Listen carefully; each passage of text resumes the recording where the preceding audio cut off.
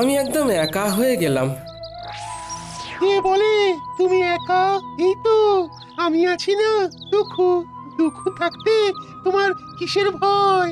তাই তো, তুমি থাকতে আমার আর ভয় কি? নাও, আর কোথায় টেনে নামাবে নামাও। এই তো সব সময় মিথ্যে বলছো। আমি শুধু তোমাকে টেনে নামাচ্ছি। হ্যাঁ, কাজের খবর দিচ্ছি না। ওই তো কাজের খবর আসছে। ওই বটা আর ঘটা তোমাকে কাজ দেবে। কি গোপাল? তুই আমার নাম ধরে ডাকছিস? নাম ধরে ডাকছে বলে কি এমন মহাভারত অশুদ্ধ হচ্ছে শুনি? হ্যাঁ, শোনো, সেই দিন গেছে। হ্যাঁ, আর তুমি এখন একটা সাধারণ লোক। তোমার সম্মান প্রতিপত্তি সব চলে গেছে, দয়ায় বেঁচে আছো। একটা কাজ করবে, আমাদের বাড়ির চারপাশটায় কাল ভালো করে জঙ্গল সাফ করে দিলে দুটো মোহর পাবে। বলো করবে কিনা বলো?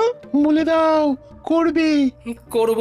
তাহলে কাল সকালে ভোর ভোর চলে এসো, খাবার নিয়ে আসবে। খোরাকি দিতে পারবো না। কি গোপাল, ঠিক আছে তো? এই কাজটা ভালো করে করলে তোমাকে আবার একটা কাজ দেব, ঠিক আছে? আরে সেলাম করো, সেলাম করো। বলো ঠিক আছে প্রভু, বলো। ঠিক আছে প্রভু। যাও গোপাল, ঘরে যাও। কাজ কিন্তু একদম ঝকঝকে করে করতে হবে। ময়লা থাকলে কোনো মোহর পাবে না। বুঝেছো? বুঝেছি।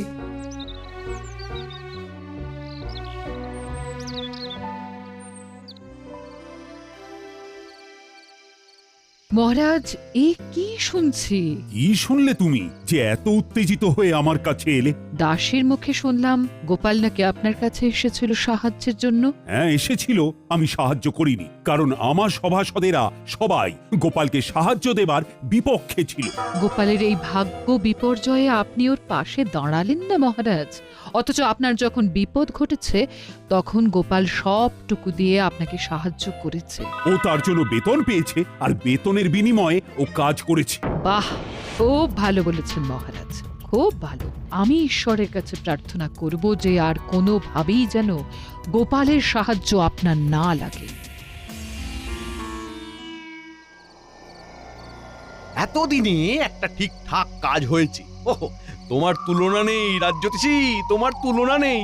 জ্যোতিষ মতে গোপালের এখন 7.5 চলছে, মানে কায়দা করে ওর জীবনে দুঃখটাকে এনে দিতে হবে। এ এখন লম্বা চলবে, লম্বা চলবে। কৃষ্ণনগরে গোপালের সম্মান নষ্ট হবে। কতজন কত চেষ্টা করেছে, কিন্তু তুমি যা করেছো তা আমি কোনোদিনও ভুলবো না। এবার আপনি আমাকে দেখবেন, আমি আপনাকে দেখেছি। গোপালকে চিরকালের মতো সরিয়ে দিয়েছি। এবার মহারাজ একা হয়ে গেছে। তখন গোপাল ছিল, এখন গোপাল নেই। এখন দুহাতে লুটে পুটে খাবো, কেউ বলার নেই। চলো বাজারে যাই, মোহর দ্বিগুণ করে আসি। বাজারে এত রাতে? আরে রাতের বাজারই তো আসল বাজার। চলো একটা মোহর নিয়ে চলো। বাজারে আবার এসব হয় নাকি? আরে বাজারে একটা জায়গা আছে, সেখানে একটা কল আছে। একটা মোহর দিলে তোমার ভাগ্যে যদি থাকে তাহলে ওই একটা মোহর থেকে 500 মোহর হাতে চলে আসবে। এই একটা কল, নাম হলো গেড়া কল। সত্যি বলছো? আমি তোমাকে কেন মিথ্যে বলবো বলো? হ্যাঁ, কিন্তু আমার কাছে তো কিছু নেই গো দুঃখু। চলো চলো হেসেলে চলো। তোমার গিন্নি কয়েকটা মোহর পেয়েছে, ওই পুটির মা দিয়ে গেছে। তোমার গিন্নি এখন নেই, এই সুযোগ। চলো মোহরগুলো নিয়ে নাও, তোমাকে ধনী মানুষ হতে হবে। বলছো? তাহলে চলো। কোথায় রেখেছে? কুলুঙ্গিতে একটা ঘটির মধ্যে রাখা আছে।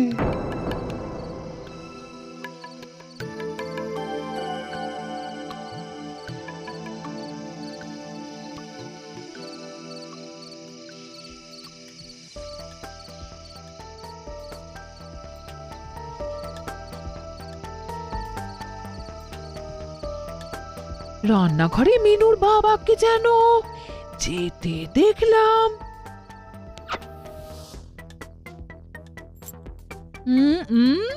দেখি তো এখন রান্নাঘরে গিয়ে কি করছে।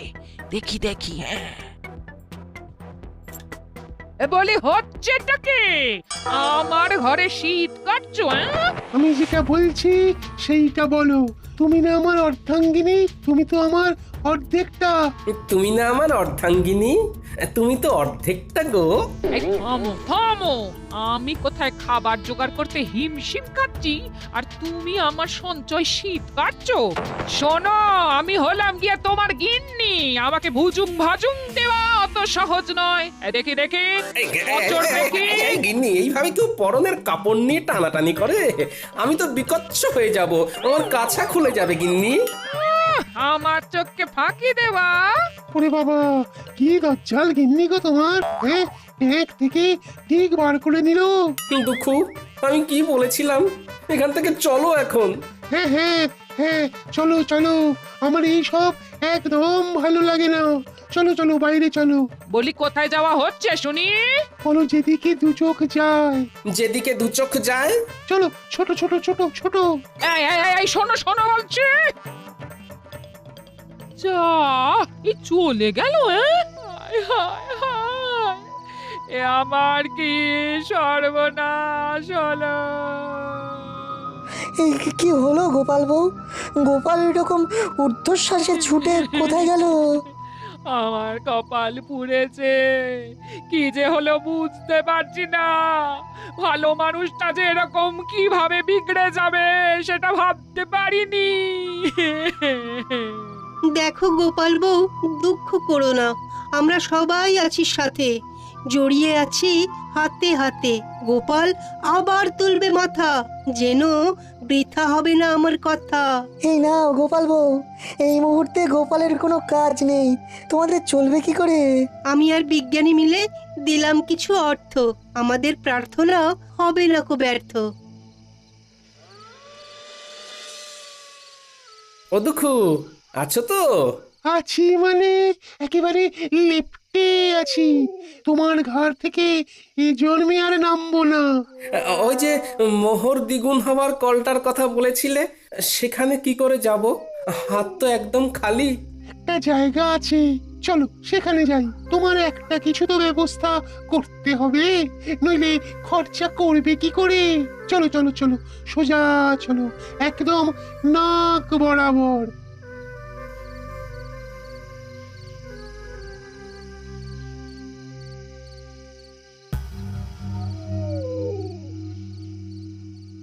কি হলো?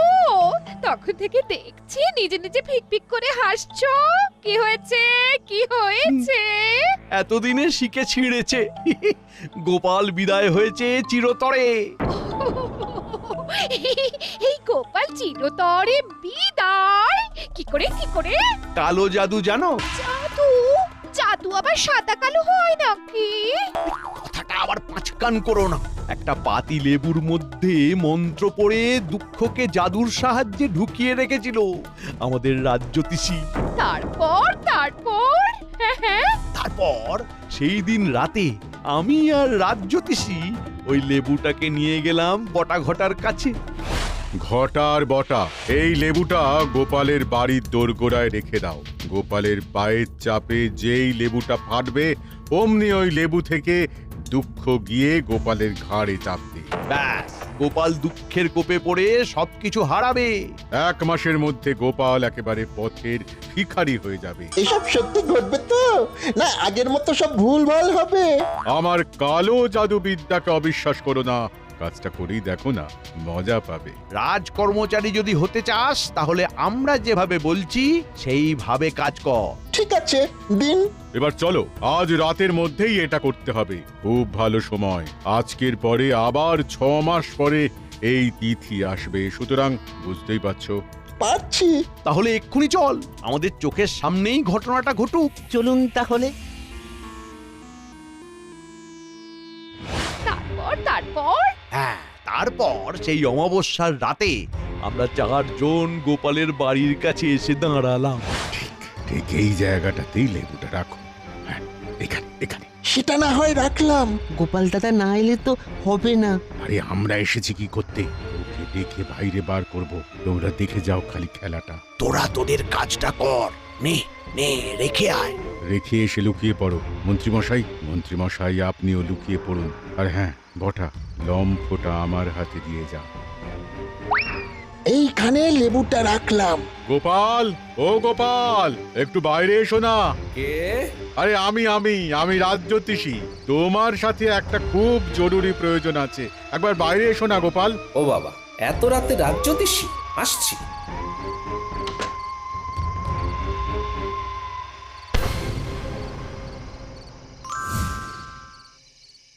ব্যাস, সেই দিন থেকে এক সপ্তাহের মধ্যে গোপাল পুরো শেষ। আর গোপালের শেষ মানে আমার শুরু। এবার দেখো কিভাবে আমার সঞ্চয় বৃদ্ধি করব। প্রথমেই তোমাকে 7 নলি একটা হার দেব, বুঝেছো? সত্যি বলছো? সত্যি সত্যি সত্যি, এই 3 সত্যি।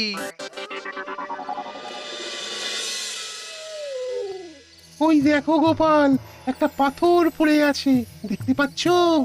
অন্ধকারে কিছু দেখতে পাচ্ছি না, তুমি আমাকে নিয়ে চলো। এই যে এই পাথরটা, এই পাথরটাকে ঠেলো ঠেলো ঠেলো। এগুলো কি? গর্তের মধ্যে এগুলো কি? এগুলো সব তোমার।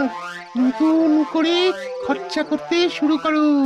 বস্তাটাকে তুলে নাও, তুলে নাও। হ্যাঁ, তারপর রাতের বাজারে চলো।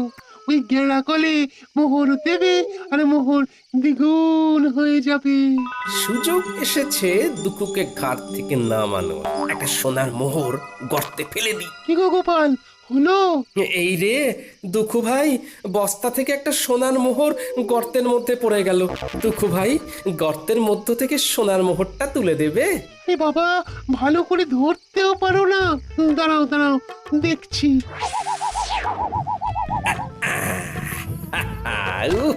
কি শান্তি! অবশেষে দুঃখ নামলো ঘাট থেকে। এবার শান্তি শান্তি, মহা শান্তি।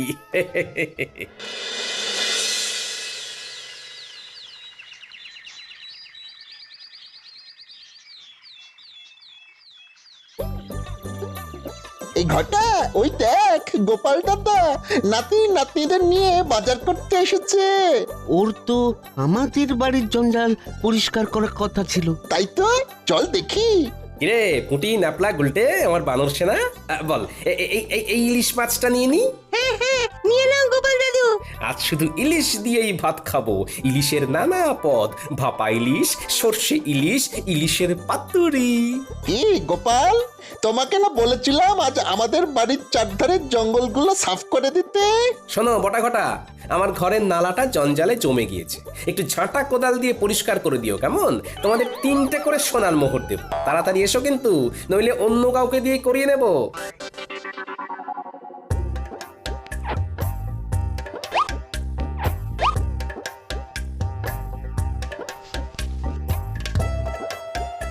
চল রে মানুষ না, আরো কত কি কেনার আছে। চল চল চল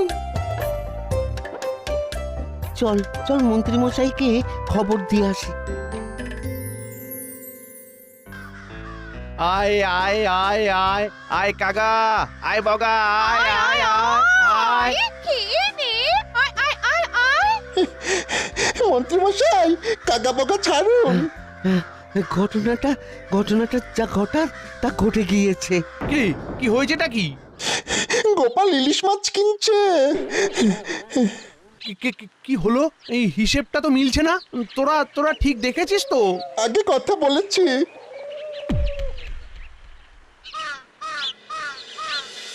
এই তো, আবার তোমাকে নিজের জায়গায় দেখতে পেয়ে খুব ভালো লাগছে। তা কি হয়েছিল গোপাল? বুদ্ধিতে এর কোনো ব্যাখ্যা নেই বিজ্ঞানী। একদিন রাতে রাজ্যোতিষীর গলার আওয়াজ শুনে ঘুম থেকে উঠে বাইরে বেরোতেই পায়ের নিচে একটা লেবু পড়ে গেল। আর সাথে সাথে আমার ঘাড়ে একটা ভারী কি যেন একটা এসে বসে পড়লো। তারপর আর কিচ্ছু জানি না, বুঝলে? এখন কেমন লাগছে ঘর? হালকা ফাঁকা, নাইকো ভার। আরে কাল রাতে ঘাট থেকে দুঃখুকে নামিয়ে দিলাম, ব্যাস। বিষয়টা একটু খুলে বলো তো গোপাল। বলছি।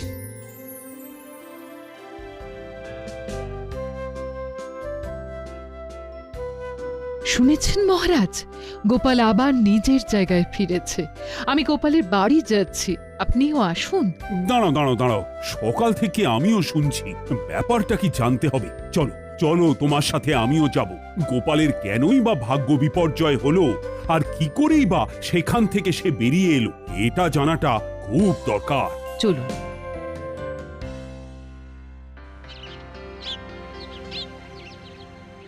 এবার বুঝলে তো? দেখো, এইসব আমার বিশ্বাস হয় না, তবুও বলছি এর মধ্যে রাজজ্যোতিষীর সাথে মন্ত্রী মশাইও আছেন। বাবা বাবা বাবা, তোমাকে দেখে কি ভালোই যে লাগছে, ফিরে এসেছো। গেলাম আর কোথায় যে ফিরে আসবো, কাঁধের ভারটাকে শুধু নামিয়ে দিলাম, ব্যাস হালকা হলাম। কাঁধের ভার? কাঁধে কিরকম ভার ছিল তোমার? কই গো গোপাল, তোমাকে দেখি। আমি কি বলেছিলাম?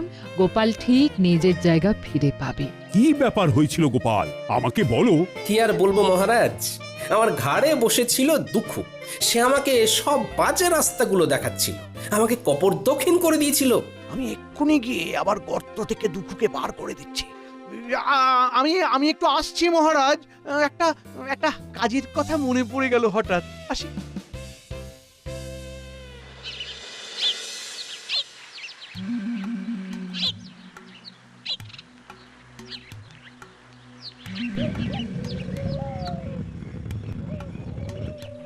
তুমি কে গো? আমি এই রাজ্যের মন্ত্রী দুঃখু, আমার ভাই। যাও যাও, আবার গিয়ে গোপালের ঘাড়ে চাপো, ওকে আবার সর্বশ্রান্ত করে দাও। তুমি ওকে এত উপকার করলে, ও তোমার ক্ষতি করলো দুঃখু। না, গোপালের কাছে আর যাব না, ও বড় ভয়ঙ্কর। তার চেয়ে তুমি বরং খুব ভালো। তুমি আমাকে মুক্ত করেছো, যে মুক্তি দেয় তাকে কি ছেড়ে যেতে হয়? হ্যাঁ, আজ থেকে আমি তোমার কাছে থাকবো। হ্যাঁ। বলো কি? না না না না দুঃখু, না না না